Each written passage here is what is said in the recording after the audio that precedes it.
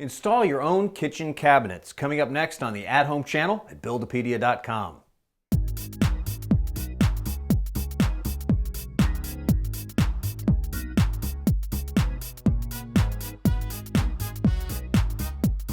This time we're installing these beautiful cherry cabinets in our small kitchenette here.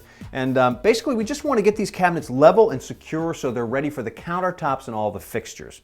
Hi there, I'm Jeff Wilson, and I'll bet that you have the tools around the house to install cabinets. You just need a few tips and some advice to get the job done. Now first, there's plenty of free planning and design advice available at your cabinet retailer. So that could be your local home center. You can go in there and they'll lead you through the process of choosing the door types, the wood types, the colors, all of that. Then once the cabinets come, we've laid them out here so that we can kind of get a feel for how they're going to fit together. We've got a 12-inch base cabinet on this side of the L. Then around the corner here, we've got a 24-inch deep base cabinet. And next to that is a 24-inch deep sink base. And then finally, we're going to have an under-counter refrigerator right here, so we've got this end cap that we'll install to sort of tie it all together. The first order of business is to start in the corner and get those cabinets secured. Since we have what are called full face doors that cover the entire face of the cabinet, we need to make sure that these doors will be able to open and operate correctly. So we're going to have to install these spacers that will go on the ends of each of these two cabinets. I'll start that process by taking the doors off so I can get to the frames to screw those in. Now to install the spacers, it's the same as installing two cabinets together. We're basically going to clamp the spacer to the edge of the cabinet here. So we've got a nice tight joint. And then we're going to drill a pilot hole, and then we'll install the spacer using some of these wood screws. Now, if you're using some of the new clamps like these that have rubber feet, that's great. These are pretty safe. But if you're using an old C-clamp, you might want to use some wood blocks to make sure you don't mar the wood. Make sure the faces are nice and flush and drill 3 or 4 pilot holes. The screws will go in easier with pilot holes and you'll keep from splitting the face of the wood. To form the corner, butt the two cabinets and clamp them together at the top and bottom. Check for an even reveal, then drill pilot holes and fasten with wood screws.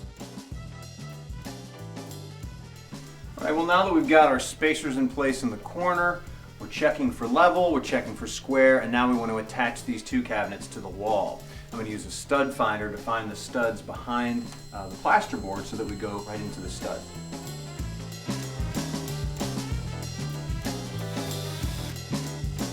Okay, now you want to drill through this top rail, which is the thicker part of the wood here, and then in through the plaster and into the stud.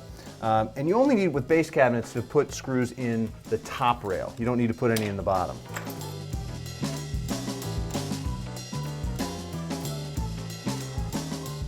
Now we're going to pull the sink base into place, but first we've got to cut some holes in the back of the cabinet to make some room for our rough plumbing. Once we've got our marks, a hole saw makes easy work of cutting out the rough plumbing access.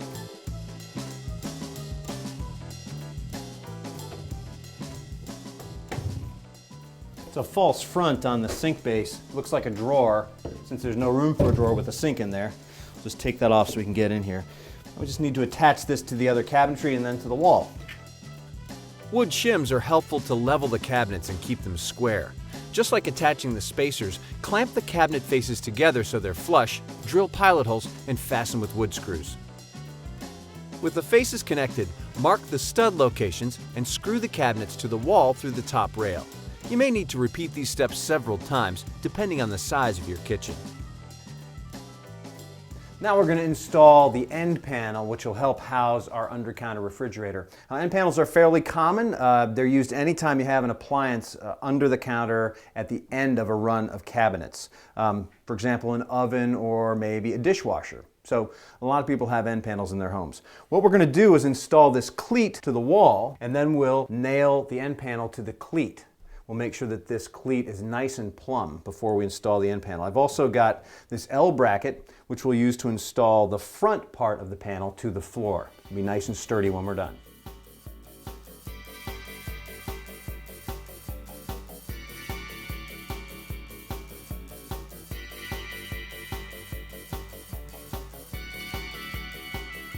Align the face of the end panel with the other cabinets and use finish nails to attach it to the cleat. We've got a little gap, but we'll use a piece of trim to finish that edge. Now we'll level the front of the panel, drill our pilot holes, and install the L bracket. Well, all we've got to do now is get the doors back on and get them all squared up and looking good, and we can move on to the countertops. Cabinet door hinges are typically adjustable. We'll tighten them up just enough to check that the door heights match, and then adjust before tightening them completely.